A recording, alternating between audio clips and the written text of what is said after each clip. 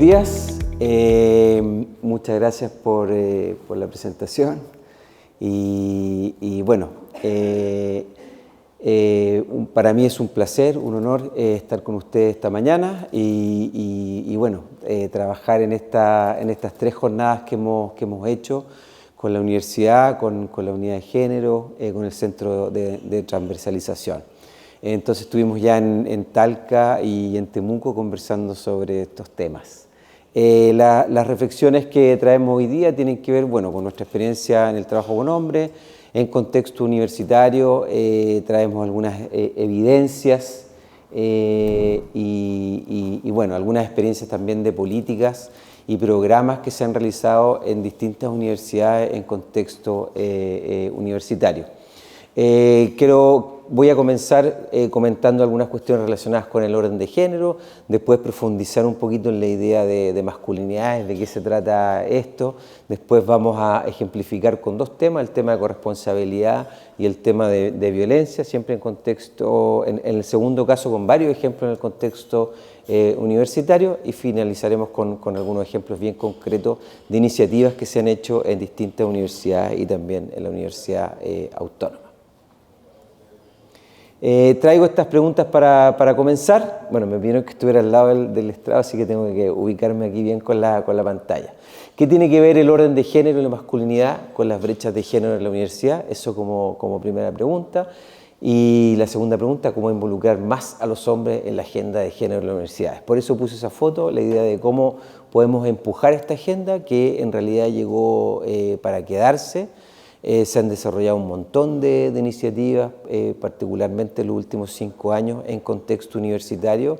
Y bueno, la presencia de los hombres en la universidad es una presencia amplia en algunas áreas, en algunas carreras. Hay mucha mayor presencia de hombres, también hay hombres en puestos de decisión. Entonces, en el mundo, en distintas organizaciones públicas y privadas, y también en contexto universitario, hay todo un movimiento en realidad de cómo dialogar con los hombres, informar a los hombres, involucrar a los hombres en cuanto a los asuntos de género y en cómo sumarlo a este movimiento, a esta agenda de género que, como les decía, llegó para quedarse. Traigo unos ejemplos para comenzar, para que nos hagamos una idea sobre este tema en la historia de las ideas, ¿no? Aristóteles en la política decía, el macho es por naturaleza superior y la hembra inferior. Uno gobierna y la otra es gobernada. Este principio de necesidad se extiende a toda la humanidad. Schopenhauer decía, solo el aspecto de la mujer revela que no está destinada ni a los grandes trabajos de la inteligencia ni a los grandes trabajos materiales. El fuerte de la mujer, decía Ortega y Gasset, no es saber sino sentir. Saber las cosas es tener conceptos y definiciones y esto es obra del varón. Bueno, nos da una idea de cómo se ha considerado, se ha visualizado la posición de mujeres y hombres en la historia de la filosofía, en la historia de las ideas, y también nos da un punto de referencia porque algunas ideas sexistas en el contexto de la universidad persisten al día de hoy. Les traigo unos ejemplos más adelante como prueba de ello.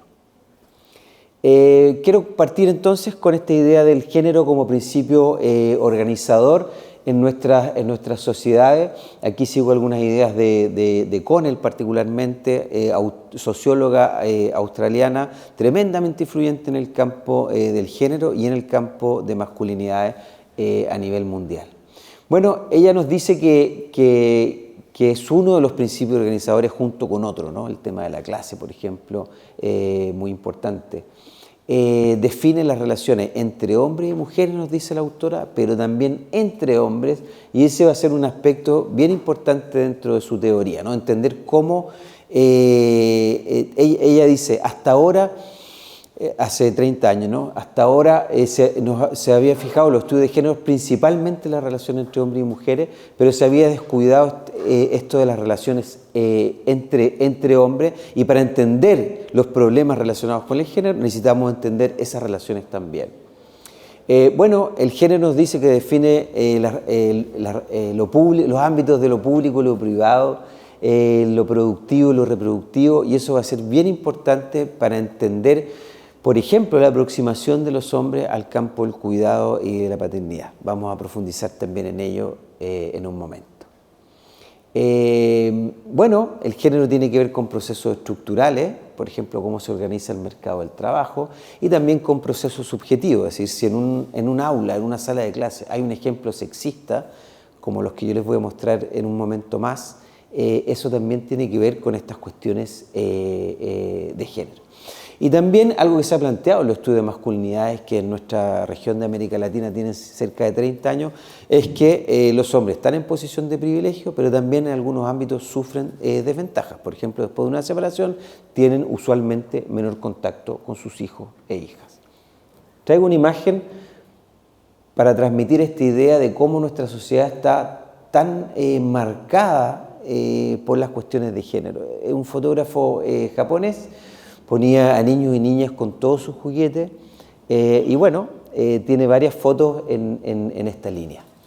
Entonces nos podemos dar cuenta, bueno, primero cómo desde tan temprano ya hay una preocupación, bueno, va a nacer un niño o una niña, hay una preocupación por los colores y ya se va marcando, socializando, ¿no? La importancia de la socialización, por ejemplo, las niñas en el cuidado, en las cuestiones que tienen que ver con lo doméstico, con la cocina, las muñecas, el cuidado, ¿no? Toda la socialización para el cuidado. En cambio, los hombres, muchos juguetes tienen que ver con la cuestión intelectual y también con la violencia. Pensemos en el tema bueno, también las máquinas, etcétera, ¿no? Entonces, pero también con la violencia, y algo que nos plantea un autor canadiense, Michael Kaufman, es esto de también estos juguetes hipermasculinizados, ¿no? Los superhéroes, etcétera, con musculaturas, con corporalidades que en realidad son muy inusuales, y ese va a ser uno de los problemas cuando hablemos en un momento más de la masculinidad hegemónica, esta idea de que se proponen ciertos modelos de masculinidad, pero en realidad muy pocos hombres pueden alcanzar algunos de esos valores que se proponen.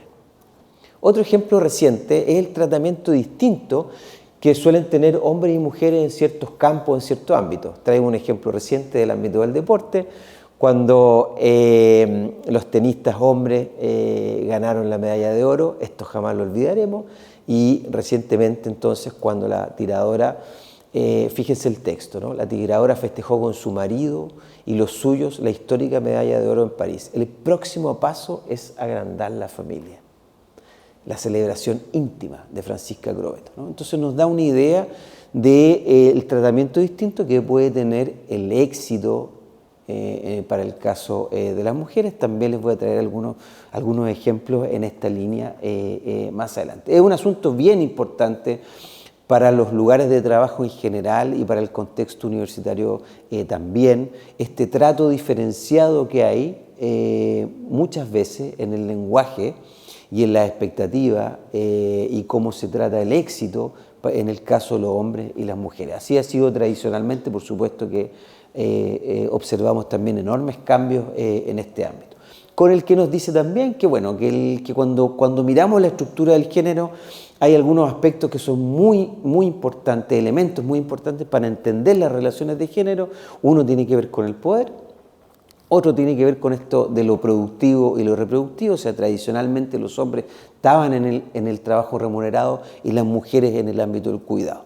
Por cierto que en las últimas décadas el cambio es inmenso, ¿no? La enorme entrada de las mujeres al mundo del trabajo remunerado, familias que hoy día, bueno, que antes tenían, no sé, 5 o 6 hijos y hoy día tienen 1, son diferencias muy grandes que permiten entonces una aproximación distinta hoy día de las mujeres al espacio del trabajo remunerado y a desarrollar sus carreras, por tanto, ¿no? Con él nos va a decir que, bueno, que hay un orden de género en nuestra sociedad y en las instituciones este orden de género ella lo llama regímenes de género, y eso es una de las cuestiones que me interesa que podamos pensar a partir de algunos datos. Bueno, vemos ahí cómo este es un estudio del PNUD, compara entonces el 2009 con el acá parece que lo vean mejor, 18, la presbicia no me dejó verlo acá en el computador. Entonces, bueno, qué es lo que observamos? Que menos mujeres son dueñas de casa 10 años después y más mujeres trabajan de manera permanente, pero fíjense, es ínfimo en realidad el porcentaje de hombres en Chile que está a cargo de las tareas de cuidado. Casi el 100% de los hombres en Chile que son padres están trabajando remuneradamente. Un asunto interesante es que el informe GET de Comunidad Mujer del año 2018 analizó 3 generaciones y mostraba cómo en las últimas 3 generaciones se había ido incrementando generación a generación el porcentaje de mujeres que habían entrado al mundo del trabajo remunerado. En cambio, el porcentaje de hombres que eran padres, que estaban en el trabajo remunerado, se mantenía intacto, cercano al 98%. Entonces, el vínculo de los hombres con el mundo del trabajo en 3 generaciones prácticamente no ha cambiado, el vínculo de las mujeres ha cambiado enormemente. Y nos podemos preguntar por la contracara, la otra cara de la moneda, qué pasa con la aproximación de los hombres al mundo del cuidado, al mundo de la paternidad. Lo vamos a analizar en profundidad en un rato más, pero en realidad hay mucho interés y mucho discurso hoy día por parte de los hombres, pero en realidad los hombres todavía continúan pensando que su responsabilidad principal es proveer económicamente. Aunque hay muchos hoy día, sobre todo hombres más jóvenes y de mayor escolaridad, que consideran que la paternidad es un ámbito muy importante de sus vidas, pero no van a renunciar a esta idea del trabajo y de la proveeduría económica. Bien importante para entender los problemas de género, entender esta aproximación distinta que ha habido tradicionalmente a estos 2 espacios, entonces, lo productivo y lo reproductivo, al trabajo de cuidado y al trabajo remunerado para hombres y para mujeres.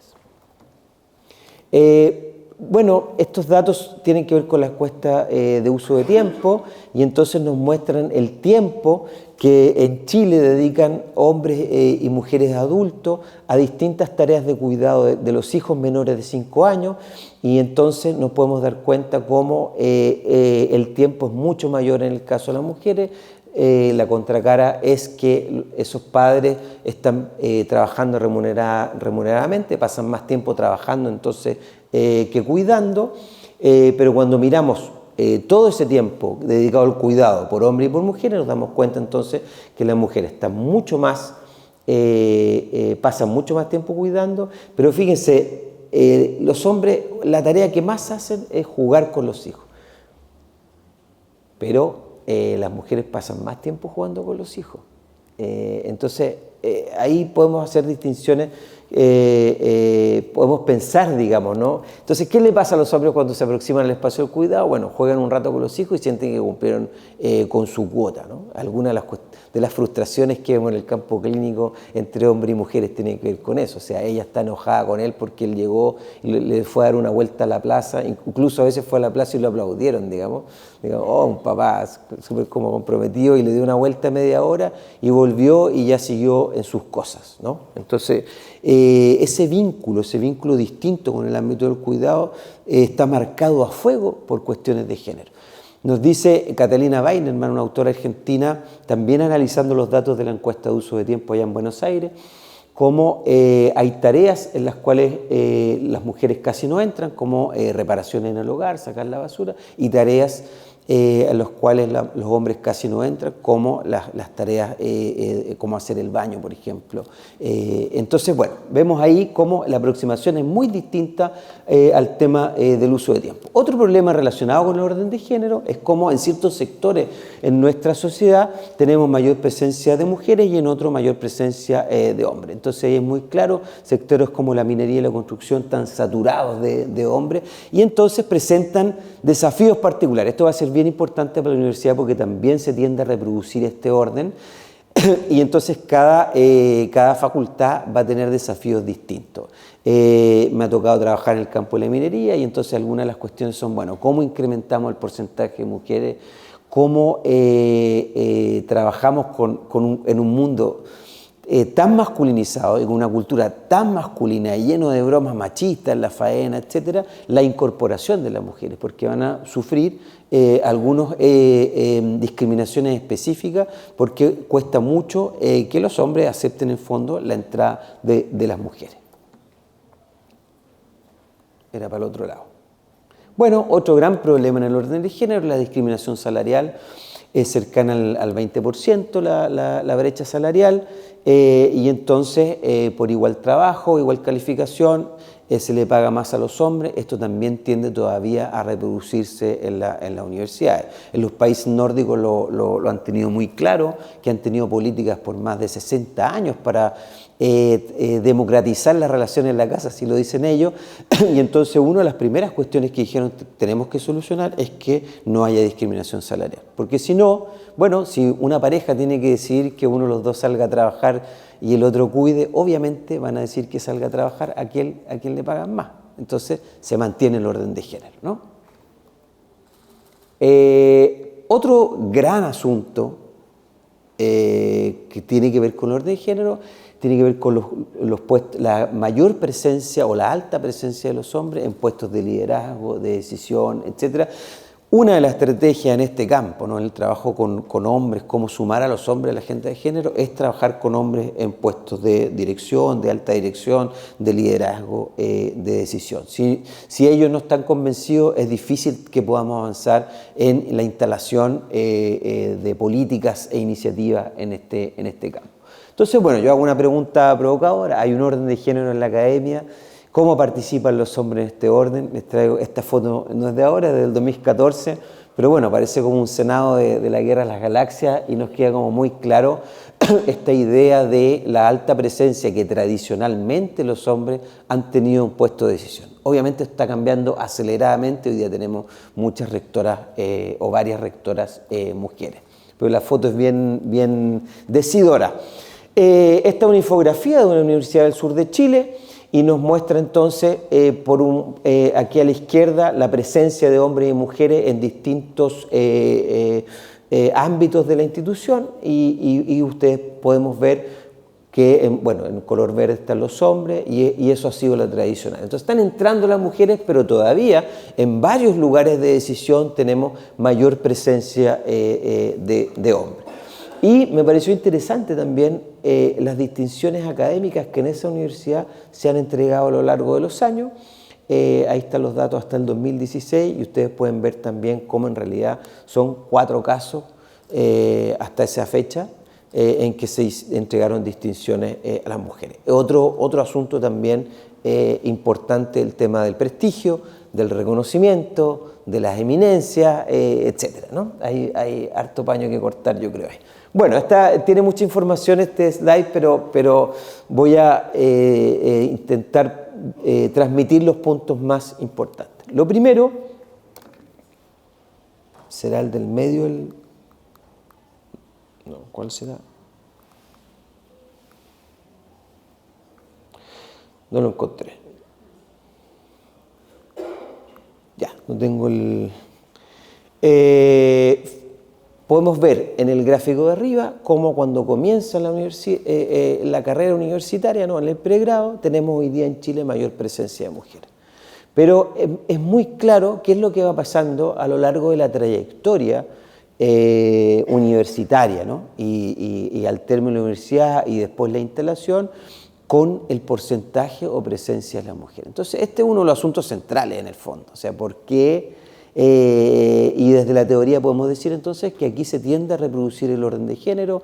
Hay varios asuntos que se han trabajado ahí. El tema del castigo a la maternidad, cómo las mujeres encuentran, a propósito de las mujeres que son madres, encuentran mayores dificultades para compatibilizar su carrera con el cuidado, ¿no? Entonces, bueno, es bien dramática la caída que se encuentra ya al momento de llegar a profesores titulares. Pero ya observamos en doctorados cómo ya cayó al 43%.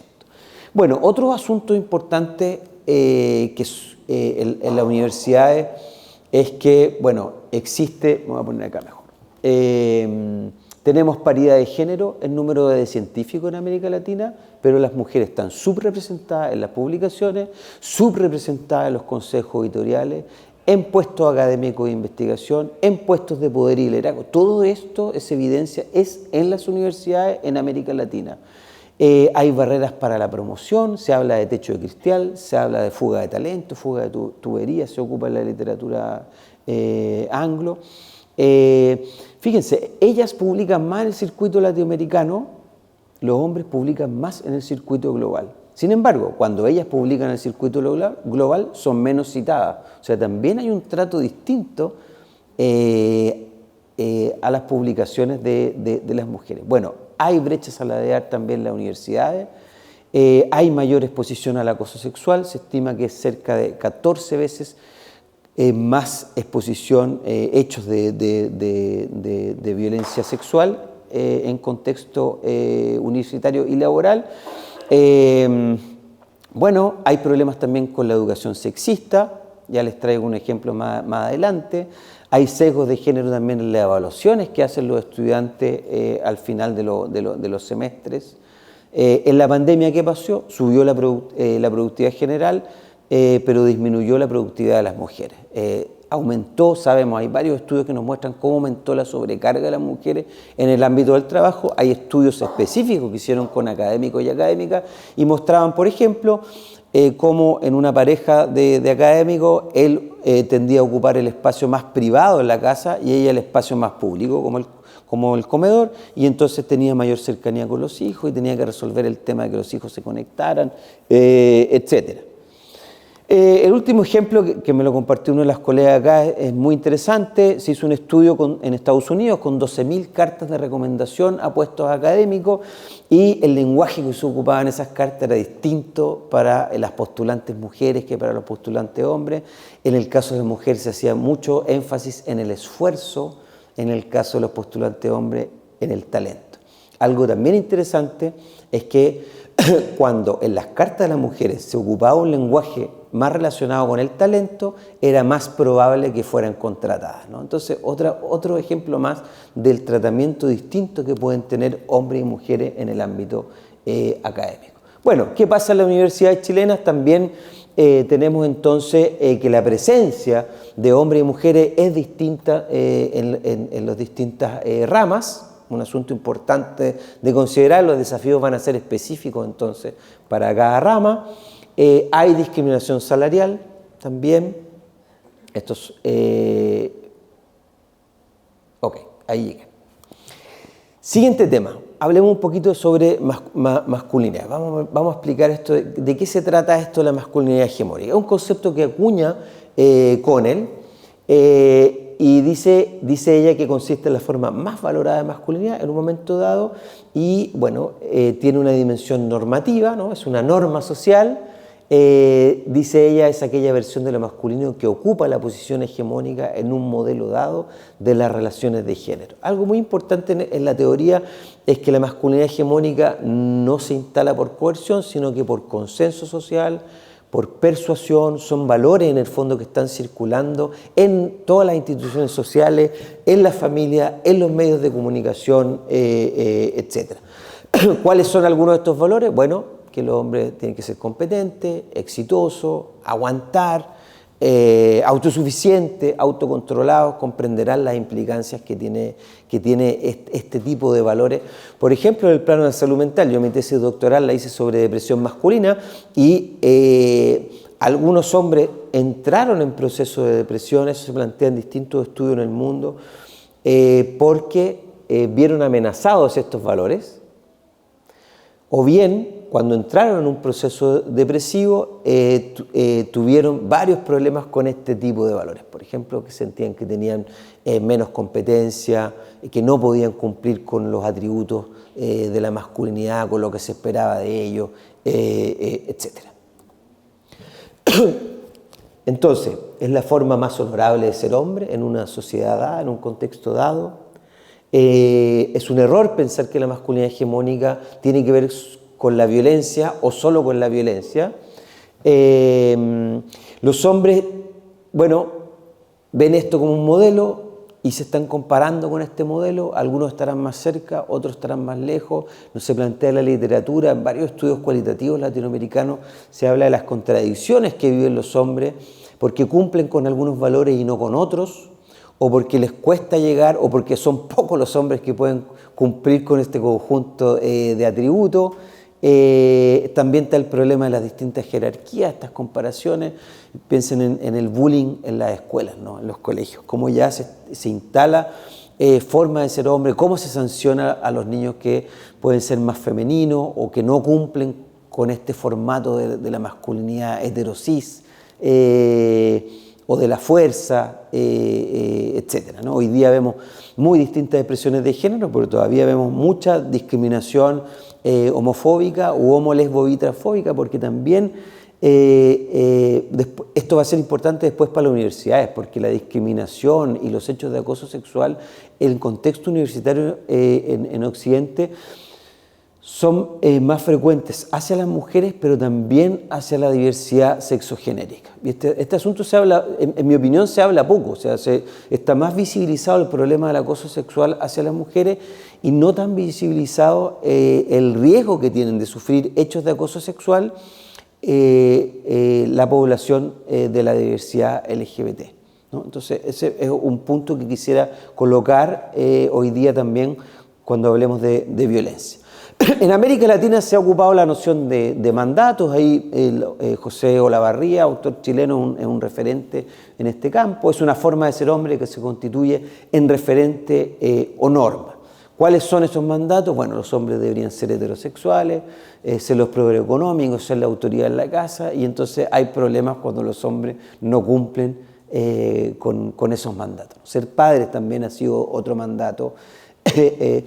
Traigo una frase provocadora, es de Rita Segato, una de las feministas más importantes en América Latina: el hombre es el primero oprimido por el mandato de la masculinidad. Interesante lo que plantea ella, muy provocador también, pero bueno, es como muy de consenso que algunas de las cuestiones, particularmente cuando hablamos de masculinidades más tóxicas, ya, por ejemplo, la violencia, ¿no? Los hechos de violencia, cómo afectan a las mujeres, pero quizás no hay tanta reflexión sobre cómo esto que hemos hablado, la masculinidad hegemónica y estos valores asociados también afectan o pueden afectar a los hombres. En Estados Unidos hay mucha reflexión sobre esto, sobre los costos de la masculinidad en el fondo, los costos en salud, los costos en violencia. Pensemos cómo en América Latina, bueno, es el continente más violento, y la mayoría de las víctimas, en números, si miramos en términos numéricos, de los hechos de violencia son hombres, ¿no? Obviamente la mayoría de los perpetradores lo son también. Y no quiero con esto hacer una comparación o decir que el problema de la violencia de género contra las mujeres no es importante, ¿no? Pero bueno, ¿qué pasa ahí, no? O sea, claro, hay un gran problema con la perpetración, pero también hay un gran problema con la victimización y se habla poco de eso, pienso. ¿Me podríais conseguir un vaso de agua? ¿Podría ser? Gracias. Bueno, otro asunto importante que se plantea en la teoría es que hay pluralidad o diversidad de masculinidad. Esto también es un gran desafío para la universidad de hoy día, con los temas de diversidad sexual, con los hombres gay, bisexuales, con las personas trans. Bueno, hay ya políticas, normativas, tenemos normativas del ministerio al respecto. Hay diversidad también en las expresiones de género. Son asuntos bien importantes. Entonces, para Connell también es importante mirar los grupos más marginados de hombres. Hay grupos entonces que tienen más riesgo de sufrir violencia o sufrir acoso sexual, como decíamos. Pensemos particularmente en esos hombres que tienen, adultos que tienen una expresión más de género, más femenina o asociado a lo femenino, etc. Están en mayor riesgo. Tenemos, bueno, hechos de violencia famosos y dramáticos en Chile, como el caso Zamudio, ¿no? O sea, con tortura y que terminó falleciendo, ¿no? Muchas gracias. Veámoslo al revés, también se está hablando hoy día en la literatura sobre masculinidades positivas. ¿Qué sería eso? Hay varias categorías que se ocupan: masculinidad igualitaria, etc. Bueno, que contribuyen a la igualdad de género, que están más conectados emocionalmente, que no tienen prácticas violentas, que no son misóginos, que no son homofóbicos, homo-lesbo bi transfóbicos, podríamos decir. Es decir, sin prejuicios sexistas ni prejuicios homofóbicos. Bueno, creo verlo de esta manera porque nos da una idea de qué es lo que estamos esperando, de qué se trata también cuando se habla de esta agenda de género, y también, bueno, del tema de la capacitación, la formación con los hombres, los grupos de hombres, el trabajo con los hombres sancionados por acoso. Ahí está empezando, es un tema emergente, pero hoy día en Chile, en varias universidades, hay trabajo directo con la población masculina, y estas son algunas de las cuestiones que se quiere trabajar con ellos. No solamente el problema de la violencia o el acoso sexual. ¿Qué es lo que está pasando actualmente? Bueno, esta masculinidad hegemónica está interpelada, se ocupan distintas categorías en la literatura. En Argentina, Luciano Fabri dice la masculinidad está incomodada. Hay hombres que se sienten amenazados, lo vemos, ¿no? Bueno, ahora nos pueden acusar por cualquier cosa. Ahora, a propósito de la ley Karin, también esa frase la escuchamos habitualmente.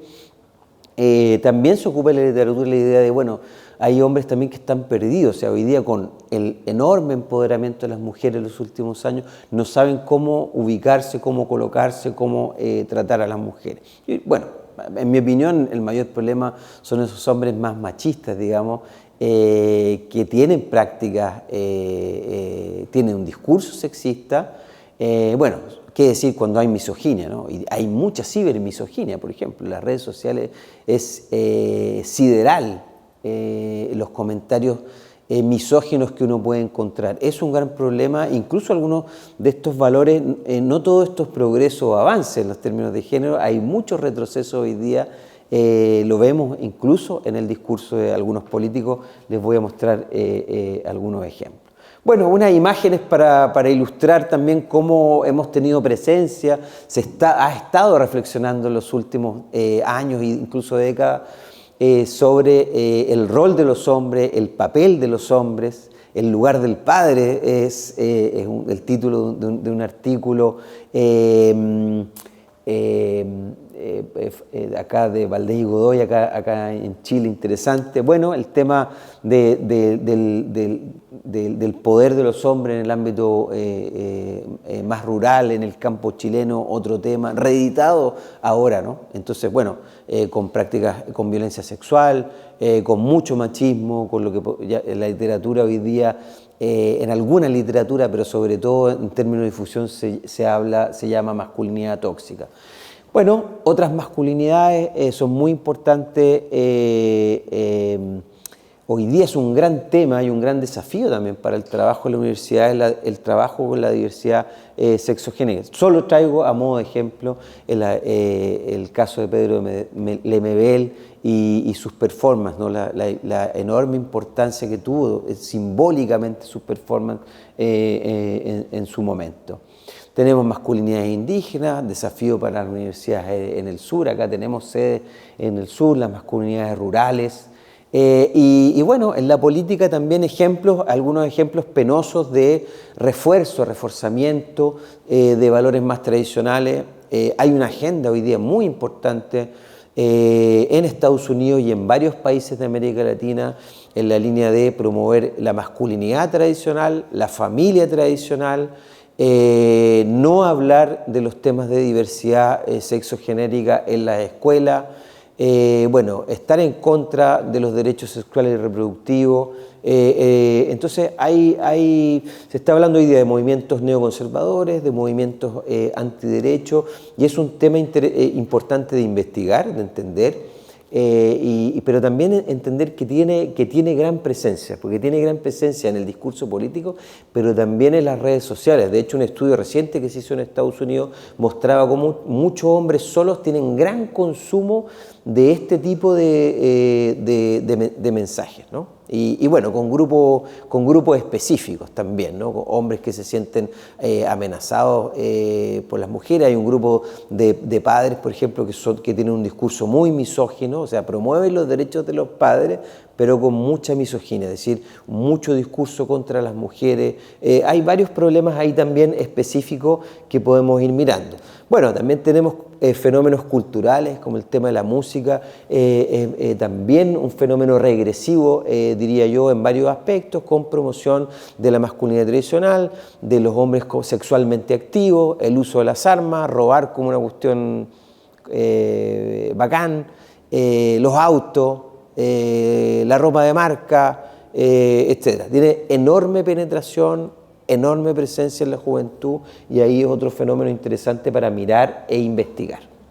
Bien, esa era la introducción y ahora quiero detenerme en dos temas. Voy a comenzar por el tema de paternidad y corresponsabilidad. Este es un tema importante para el contexto universitario por varias razones. Es importante para los trabajadores de las universidades, académicos, investigadores, funcionarios, cómo conciliar, cómo hacer balance entre el trabajo y la familia, para aquellos que tienen hijos, para aquellos que cuidan a otras personas, y bueno, para los que no, también hay un tema de cómo cuidar la calidad de vida personal.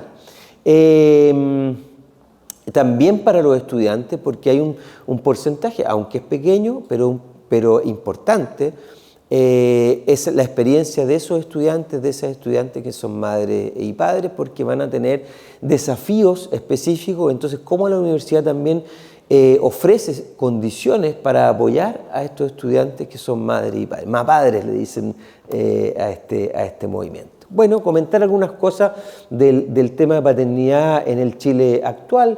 Hay mayor interés de parte de los hombres, se habla más que nunca de paternidad, pero cuando miramos los datos de las encuestas de uso de tiempo, nos damos cuenta que todavía es muy fuerte este orden de género. Los hombres se ven más por el trabajo, dicen también, mira, mi mayor dificultad para poder participar más como papá es el trabajo. Entonces, muchos hombres, particularmente los que tienen jornada larga, completa de trabajo y no tienen teletrabajo, en el fondo pueden estar con los hijos fuera del horario de trabajo, los fines de semana, los días libres y en las vacaciones. Esa es la realidad de muchos hombres y es un asunto importante de abordar, o sea, cómo poder hacer un mejor balance trabajo-familia, una mejor conciliación, y aquí las medidas, las condiciones legales, pero también las medidas específicas que las instituciones pueden ofrecer para madres y padres trabajadores va a ser muy importante. ¿Qué se plantea en la literatura? Si bien hay mucho interés hoy día y vemos a los hombres con mayor escolaridad más interesados en la paternidad y tenemos algunos hombres súper involucrados y tenemos fenómenos emergentes como parejas que se separan y instalan un sistema de tuición compartida, por ejemplo, una semana con cada uno, todavía los hombres, muchos hombres consideran que su función principal es proveer económicamente. Por supuesto que hay otros fenómenos específicos a analizar. Aquí estamos hablando de padres que están interesados y quieren participar. Tenemos un gran problema en América Latina con el no pago de pensión alimenticia y lo que ha ocurrido en Chile en los últimos 5 años aproximadamente en términos de cambio legislativo con medidas específicas para presionar a los padres que no pagan las pensiones alimenticias para que las paguen, es un cambio, la verdad, monumental, ¿no? Porque en la regla general es que había muy pocas herramientas para lograr que los padres que no pagaban la pensión la pudieran, es una función básica, ¿no? La de la responsabilidad económica. Pero me voy a referir más a los padres que están disponibles y que están interesados. Pero pensemos en algunas brechas de género. Una muy interesante de observar es que las parejas más igualitarias en cómo se reparten las tareas en Chile hoy día son las parejas jóvenes sin hijos. Y la mayor brecha, ¿dónde está? En las parejas jóvenes que tienen un hijo. O sea, eso es otra prueba de la enorme fuerza que tiene el orden de género. Y también otras cuestiones, cómo opera el postnatal también. Las mujeres alcanzan 5 meses y medio de postnatal, súper importante, tiene que haber un piso de la maternidad, pero los hombres, bueno, si tienen contrato de trabajo, pueden acceder a 5 días dentro del primer mes, es decir, una semana después los hombres ya volvieron al trabajo. Ahí ya se hace una división muy grande en la aproximación al cuidado que tienen hombres y mujeres. Y sabemos por alguna experiencia internacional que esto puede ser distinto, particularmente partieron los países nórdicos, después se replicó en otros países, Alemania, Portugal, España, la experiencia de tener postnatales masculinos largos. En América Latina los postnatales van de 2 días, algunos países han llegado a 2 semanas, y recién hace un par de años Colombia, por ejemplo, dijo ya, vamos a tener un postnatal de 6 semanas y lo vamos a ir incrementando en la medida que partimos con 2 semanas y en la medida que haya crecimiento económico en el país, se va a ir agregando 1 semana. Ese es el país pionero en este minuto, y antes de que llegara Milei había un debate legislativo para hacer algo similar en Argentina. No sé en qué estado está ese proyecto. Bueno, y hay un problema acá con la carga mental también, ¿no? Hay bastante evidencia que muestra cómo sube el estrés en el caso de las mujeres hacia el final de la tarde, cómo las mujeres reportan pensar más sobre las tareas de la casa cuando están en el trabajo que los hombres, etcétera, ¿no? Entonces ese es otro asunto importante de pensar, el tema de la carga mental, ¿no? Y está marcado a fuego también por razones de género.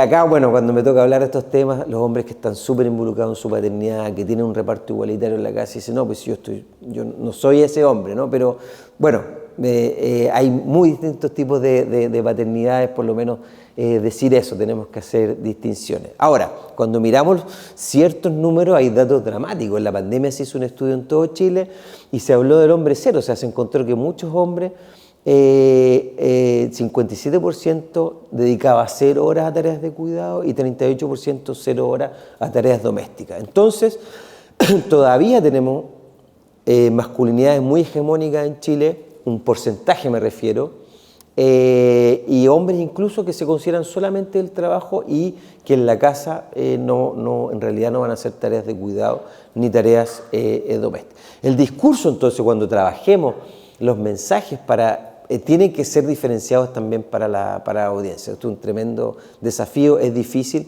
pero no va a penetrar, no va a entrar de la misma manera un mensaje con una audiencia y otra. Entonces, tenemos gran diversidad de padres, desde el padre ausente, el padre tóxico, el padre que ejerce violencia, los padres que tienen una experiencia más tradicional, como decíamos, que están más en el trabajo, y bueno, los cambios que hemos ido observando particularmente en las últimas 3 décadas, padres más comunicativos, padres que empezaron a hacer tareas esporádicas, padres ya con mucha presencia en la vida de sus hijos, y hasta llegar al padre corresponsable, es decir, que está compartiendo 50 y 50 las tareas con la mujer.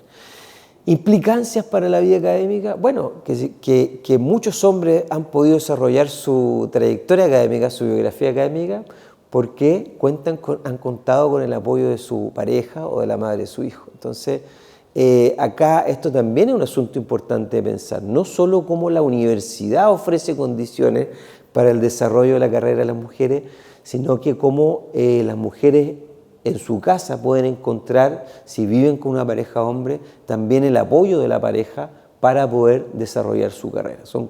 Aquí hay harto paño que cortar en mi opinión. Les traigo un ejemplo, es de México.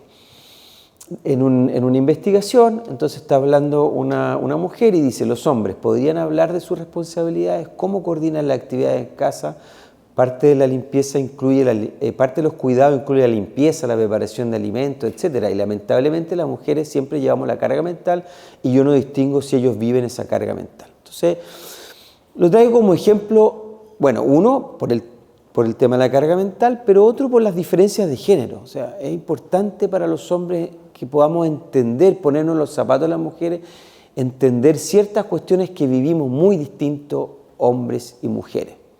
Como el uso del espacio público, mujeres que salen con miedo a la calle y el miedo es a la violación y los hombres no tienen ese miedo, o sea, y muchos hombres no entienden esa diferencia, ¿no? Entonces, Y ahí una viñeta tomada de internet: papá, no entiendo cuando dices que le ayudas a la mamá en la casa si tú también vives aquí. También acá el lenguaje va a ser importantísimo. Lo tradicional que era que el hombre que hacía algunas tareas en casa decía yo le ayudo a mi mujer, y la mujer que aportaba salario en la casa decía yo le ayudo a mi marido. Todavía ese lenguaje se utiliza en algunos casos. También en un estudio en México, un académico decía: para mí el cambio fuerte fue la pandemia, porque ahí empecé a hacer actividades que jamás había hecho. Esa es la pura verdad. Lavar la vajilla, lavar la ropa, colgar la ropa, actividades que la verdad yo no hacía. Tampoco mi mujer, cuando estaba casado y vivía con su coño. Pero por la pandemia, la señora que venía aquí, quedamos de que no viniera, aunque mantuviera su lazo laboral, que ella se quedara en casa. Interesante la experiencia de la pandemia, ¿no? O sea, y del teletrabajo. Bueno, trajo un cambio enorme en el vínculo con el trabajo. Hoy día el teletrabajo en algunos lugares es una posibilidad, en otros lugares es bien visto. Hay compañías que pasaron completamente al teletrabajo. Ante un estudiante enfermo, se queda afuera. Si hay conexión hoy día, el estudiante puede estar incluido en una sala de clase. Muchos programas ahora pasaron a ser programas virtuales. O sea, el cambio es sideral, ¿no? En 4 años es una cuestión impresionante. ¿Qué pasó en la pandemia en ese contexto? Ya lo decíamos: mayor sobrecarga para las mujeres. También algunos hombres vivieron esa sobrecarga, pero sobre todo las tensiones, se vivieron tensiones entre cuidar y trabajar por el hecho de hacerlo en la casa, y también muchos lugares de trabajo visibilizaron el tema del cuidado. Estaban los niños ahí circulando, o se visibilizó que había personal, digamos, que estaba con gente al cuidado, personas enfermas, personas mayores, con discapacidad. Una visibilización de la carga de cuidado. Y ese también es un asunto importante cuando hablamos de paternidad, por cierto. Bueno, solo transmitir que hay mucha evidencia hoy día de estudios longitudinales de que cuando el padre está involucrado en la paternidad de sus hijos, esto tiene un enorme impacto en el desarrollo de esos niños y niñas. Solo lo dejo ahí, después les paso la revisión de estudio. Bueno, y el gran desafío del balance de trabajo-familia es un desafío para mujeres y hombres, es un desafío para los lugares de trabajo, es un desafío para la universidad. La universidad, varios académicos dicen, bueno, tengo más libertad, ¿no? O sea, eso se decía antes de la pandemia, interesante, pero bueno, cómo gestionar el tiempo, cómo poder producir, o sea, trabajar y producir, a propósito de producción académica me refiero, ¿no? Y también cómo poder cuidar, estar presente en los momentos importantes de los hijos. Otro gran tema que visibilizó la pandemia es el problema de la salud mental, ¿no? Entonces, cómo cuidamos nuestra salud mental, y lo conecto porque esto es muy importante en este balance. Obviamente, si no estamos, las personas que están haciendo malabares entre cuidar y trabajar, particularmente aquellos que tienen hijos pequeños, ahí se visibiliza mucho, tienen mayores tensiones de salud mental. Está bastante estudiado. Por ejemplo, si bien en la psicología y la psiquiatría se ha hablado de la depresión posparto para las mujeres, hoy día sabemos, hay varios estudios en el mundo que nos muestran que hay también depresión en padres primerizos en el primer año, y hay mayor estrés en los primeros 5 años. O sea, los padres primerizos es un tremendo tema, hay tensión. Y esas tensiones las van a vivir de modo diferente, hombres y mujeres también, otra vez, por cuestiones de género. Entonces, muchos hombres que están estresados porque dicen, bueno, ¿y ahora cómo voy a proveer? ¿Cómo la plata no alcanza? ¿No llego a fin de mes? Otro gran tema hoy día, a propósito de la precariedad económica que estamos viviendo en el país, los precios que han subido, etc. Esto es bien importante porque padres con mejor salud mental son padres más disponibles para el cuidado, por ejemplo, ¿no? Solo por dar un botón de ejemplo. El segundo tema que preparé es el tema de la violencia, un tema también que llegó para quedarse a las universidades. Las primeras denuncias por ahí públicas, ¿no? por el año 2016, 2017, vimos varios casos en la prensa, denuncias particularmente académicos en esa época, distintas formas de acoso, citas a reuniones en la casa, acoso a través de WhatsApp, manoseos, tocaciones en contexto de supervisión. Tenemos montones de ejemplos en esa línea. Esto es importante porque a nivel social también, y porque la cuarta ola feminista del año 2018, una de las principales banderas fue denunciar el problema del acoso sexual, ¿no? Los petitorios también mencionaban eso. Ahí les traigo ejemplos de algunas noticias del 2016 y 2018, el movimiento por un lado, y el otro también el problema de que se hacían denuncias pero en realidad no pasaba nada. O sea, lo que teníamos en ese momento en las universidades chilenas era que si había denuncias, en realidad apenas se procesaban y no había sanciones. Entonces, el cambio que observamos hoy día, teniendo políticas, protocolos, unidades de género, institucionalidad para procesar las denuncias, estudiantes sancionados, dispositivos para atender a las víctimas y a los sancionados. Es un cambio inmenso, la verdad. Ha sido súper importante ese avance para las universidades, y por supuesto todavía encontramos grandes desafíos. Tenemos temas además espinosos como lo de las funas, ¿no? Un elefante en la sala de cómo, qué hacer, ¿no? En una comunidad donde hubo una denuncia, una investigación, hubo sanciones, hay estudiantes que están funados en el campus o en las redes sociales. Yo les decía que para mí es muy importante colocar también en este plano la experiencia de las personas de la diversidad sexual. Claramente la masculinidad en este ámbito ha estado directamente interpelada. O sea, aquí lo que se ha interpelado es el machismo de los hombres, las prácticas machistas, particularmente las prácticas de violencia, de acoso y violencia sexual.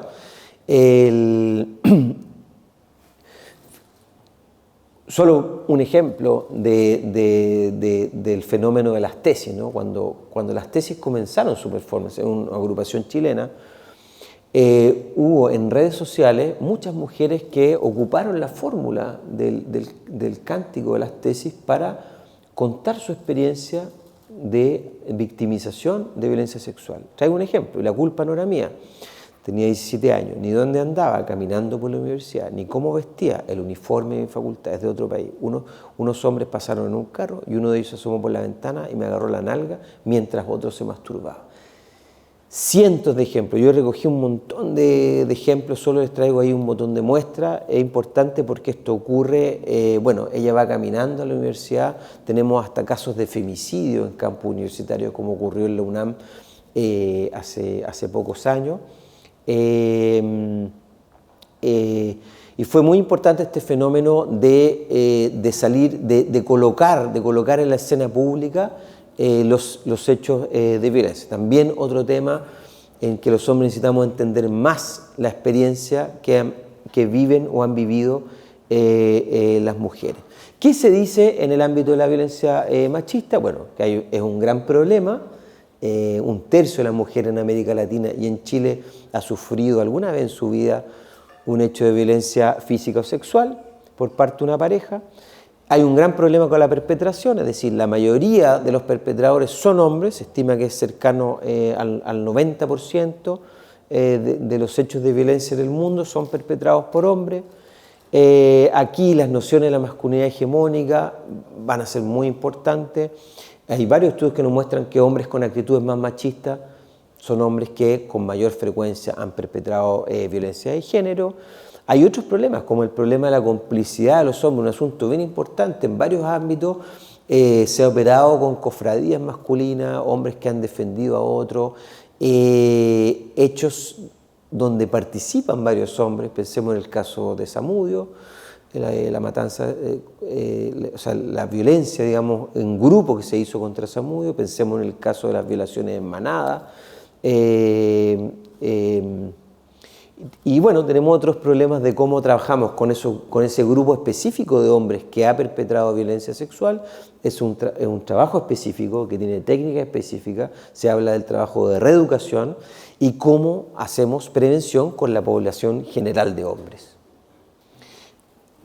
En un procesamiento de datos que se hizo de la encuesta nacional de violencia intrafamiliar y contra la mujer del año 2020, fíjense, mujeres con una pareja, en Chile, mujeres con una pareja hombre que en algún momento causó daño a otros en espacios públicos, 10 veces más riesgo de sufrir violencia física o sexual contra ella.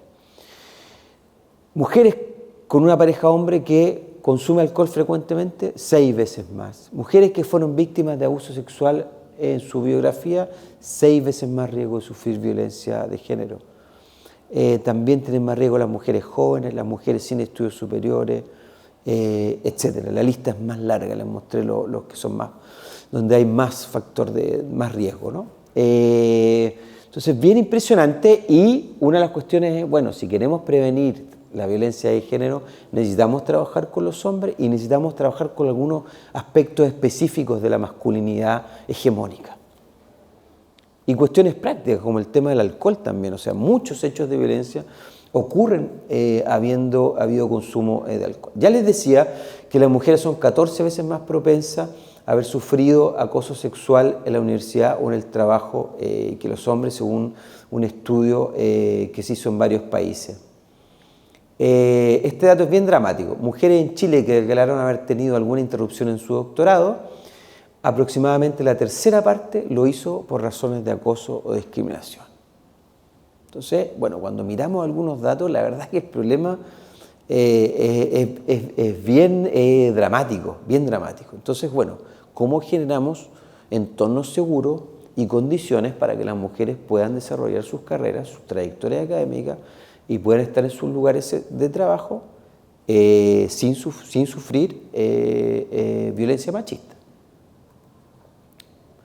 Estos datos son de un estudio reciente en la Universidad de Chile. Es interesante porque se miró la experiencia de funcionarios, académicos y estudiantes. Ahí lo que tenemos son distintas experiencias de acoso, y ustedes pueden ver, bueno, tienen más riesgo de sufrir acoso las mujeres, pero hay hombres que sufren experiencias de acoso, y hay distintos tipos también de experiencias, ¿no? En naranjo son palabras, insinuaciones, mirados, gestos. En el color celeste tenemos acercamientos, roces, tocaciones u otras conductas físicas. Entonces, bueno, la importancia de investigar. Eso también lo traigo el dato porque cuando investigamos, bueno, podemos ver de qué se trata, ¿no? Entonces, también nos damos cuenta que tenemos población masculina que también sufre hechos de violencia y a veces no hablamos nada sobre eso. Las personas LGBT, ya decíamos, tienen mayor exposición a la violencia. Según un estudio de Barrientos y Bozón, 1 de cada 5 personas en Chile de la diversidad ha sufrido alguna forma de acoso sexual, y cuando miramos las experiencias de abuso sexual, ustedes pueden ver acá cómo la población LGBT reporta muchas mayores experiencias de victimización por abuso sexual. Entonces, bueno, me interesa que miremos ese tema. Estaba mirando una revisión hace poco y fíjense las experiencias de estudiantes de medicina. Una revisión sistemática, incluyó 15 estudios. La mayoría, bueno, se reportaron montones de experiencias por parte de estos estudiantes. La mayoría de estas experiencias fueron negativas, con la relación con la institución educativa siendo la categoría más mencionada. Parece que copié mal la cuestión ahí. Incluyeron escuchar comentarios discriminatorios, ocultar su identidad por temor al rechazo, temor a la discriminación en los procesos de admisión y la influencia en su identidad en la elección de carrera o especialidad. Los estudiantes LGBT reportaron sentimientos de aislamiento, temor a revelar su identidad y percepción de un currículum insuficiente en temas de salud LGBT. Entonces, cuando miramos áreas específicas, carreras específicas, otra vez, bueno, qué importante mirar la evidencia que conocemos y qué importante también hacernos la pregunta, bueno, ¿cómo es la experiencia de nuestros estudiantes en esta área, en estas carreras específicas y grupos específicos? En este caso, el grupo de la diversidad sexogénero. Un ejemplo de sexismo en el aula, esto es una investigación también en México, un profesor de ingeniería le está dando la clase, tiene una estudiante mujer en la sala y cuando se dirige a los hombres habla de aviones, de tanques y cuando se dirige a la mujer le habla de lavadora. Entonces, muy expresivo el ejemplo, dramático, es un ejemplo de mucha misoginia en el fondo, descalificación y bueno, está sugiriendo un poco qué hace esta mujer acá o en realidad las mujeres deberían estar en la casa haciendo tareas domésticas, ¿no? Entonces destila mucha misoginia el ejemplo y cada tanto vemos en redes sociales cómo se denuncia que algún profesor o profesora en Chile en una sala de clase hizo comentarios de este tipo. Entonces, otro tema interesante de trabajar, que es lo que ocurre en sala, en el aula, en la educación.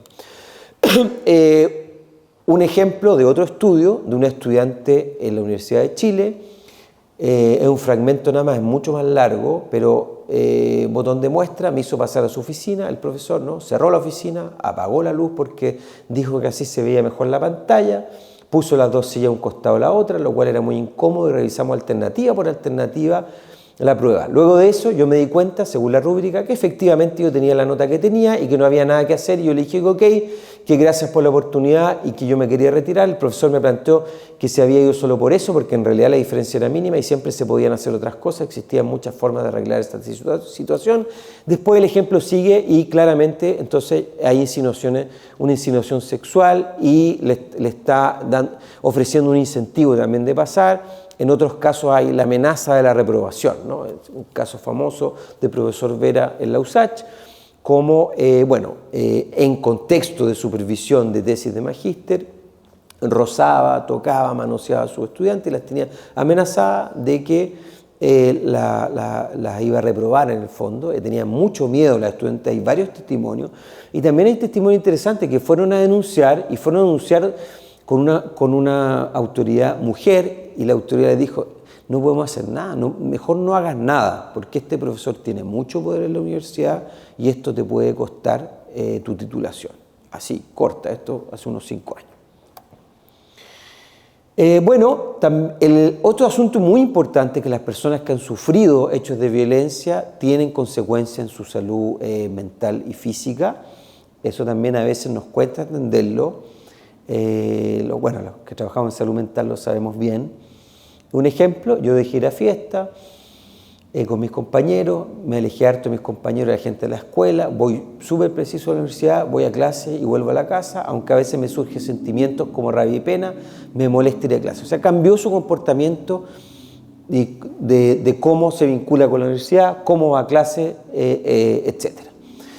Bueno, a modo de síntesis, la violencia masculina tiene que ver con cuestiones como la defensa de la hombría, con el poder, con el control, con el manejo de la rabia y la frustración, con justificación de la violencia, con hombres que se sienten derechos, con hombres que piensan que su deseo sexual es irrefrenable, no se puede frenar, digamos, con mucha culpabilización de las mujeres. Cuando miramos los casos de cibermisoginia, de repente, yo también guardé algunos casos de hace algunos años, en EMOL, por ejemplo, se ponía un ejemplo de una violación en una plaza, en el sur de Chile, montones de hombres comentando abajo, pero ¿por qué andaba sola? ¿Qué ropa andaba vestida? No, ese no es horario para que una mujer ande en la plaza. Andaba provocando. Y ningún comentario contra el perpetrador. Impresionante. Entonces, ese es un gran problema en la violencia masculina en nuestra sociedad, es que se tiende a culpabilizar a las víctimas, ¿no? Cuando hablamos de violencia de género contra las mujeres, hacia las mujeres. Algunas sugerencias para reducir o enfrentar el acoso sexual en nuestro contexto universitario. Bueno, es importante, aparte de todo lo que se ha hecho, trabajar con la población masculina, capacitarlo, formarlo, ofrecer instancias de formación, mensajes dirigidos a los hombres, involucrarlos a ellos, que sepan cuándo hay señales, que sepan levantar la alerta, que sepan cómo activar un protocolo. En la actividad de promoción, de prevención, perdón, algunas experiencias internacionales interesantes son aquellas dirigidas a reducir el consumo de alcohol o a trabajar con los testigos. El tema de los testigos aquí es muy relevante porque muchas experiencias de acoso sexual ocurren en carretes, también en el espacio de la universidad. Hay un caso famoso en Estados Unidos, en Berkeley creo que fue, y entonces ocurre una violación y ese estudiante fue aprendido, atrapado por dos estudiantes suecos. Había dos estudiantes de intercambio, lo atraparon, bueno, después se inició un juicio, entonces ocurre una violación en el campus y ese caso fue muy dramático porque era un estudiante blanco, el perpetrador, y era nadador en la universidad y era de una familia muy adinerada. Y la prensa lo trataba con guante de seda, ¿no? El nadador, el exitoso nadador, etc. Fue absuelto finalmente. O sea, fue tal la presión que hubo y el trato. Entonces también aquí los tratamientos de clase, raciales, también pueden ser dramáticamente importantes cuando analizamos este tipo de casos. Pero bueno, hay varias iniciativas hoy día en Estados Unidos para trabajar con los testigos, o sea que las personas que están cercanas y que ven un hecho de violencia puedan intervenir. Bueno, y en general, ¿cómo cambiamos la cultura? Es decir, ampliamos, tenemos personal más entrenado, ¿no? O sea, académicos, funcionarios y estudiantes más entrenados para ver los hechos de violencia. No solamente los hechos gruesos de violencia, sino que los hechos también de sexismo en el aula, los comentarios homofóbicos, los comentarios descalificadores hacia las mujeres, etc. Bueno, también el trabajo con perpetradores. Varias universidades están haciendo en Chile un trabajo muy interesante al respecto. Mi último punto es rápido, pero mostrarles que hay varias iniciativas en Chile en las universidades, a distinto nivel, desde diagnósticos, políticas, orientaciones, material educativo, infografía, aplicaciones, información en la web, medidas, iniciativas, adaptaciones para las personas que han tenido hijos, para estudiantes que son madres o padres, permisos específicos, instalaciones, ¿no? Baños sin género, salas cunas. Bueno, y es muy notorio, yo estoy dando clases en la UDP y uno entra y en el baño hay un letrero y uno encuentra información. Cuando estábamos ahora en Concepción, en la reunión de la red INES, también había mensajes preventivos contra el acoso sexual. O sea, hay una presencia importante de estas iniciativas de género en las universidades.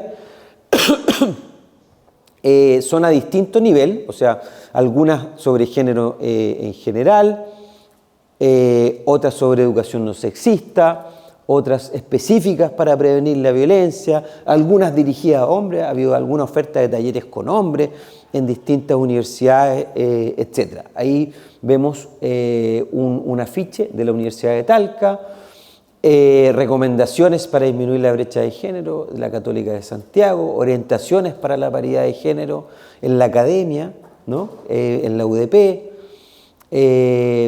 recursos bibliográficos, o sea, cómo ayudar a los profesores y profesoras para que puedan incluir mayor bibliografía de género en sus cursos, cómo transversalizar el tema de género en las áreas STEM, manual de prácticas docentes para la equidad de género, bueno, todo un trabajo con padres y madres de la Universidad de Chile. Es súper interesante el trabajo que tienen ahí porque es un conjunto de iniciativas, salas de lactancia, afiches de campaña, mensajes, infografías. Ahí tenemos la Universidad de la Frontera, cuando existe consentimiento en una relación. En la otra, en la Universidad de Tarapacá, creo, una guía donde explican todo el protocolo para activar en casos de violencia.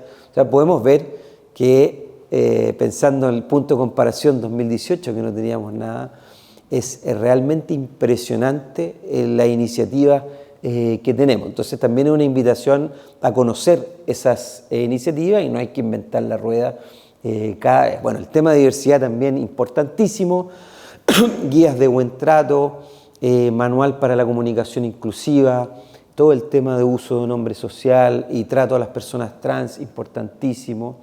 Y bueno, la Universidad Autónoma tiene varias iniciativas, la unidad de igualdad, el Centro para la Transversalización de Género, aquí están las colegas, esta charla es parte del trabajo de las colegas, la creación de la Dirección de Equidad de Género, Diversidad e Inclusión, varios materiales que han desarrollado también las colegas, resoluciones recientes a propósito de la ley Karin, y finalizo con esta idea, bueno, cómo avanzamos en involucrar a los colegas hombres en esta agenda de género, cómo los sensibilizamos de una manera académica también. Ese ha sido uno de los desafíos cuando preparaba esta presentación, cómo compartir algunas evidencias, algunos datos para la reflexión.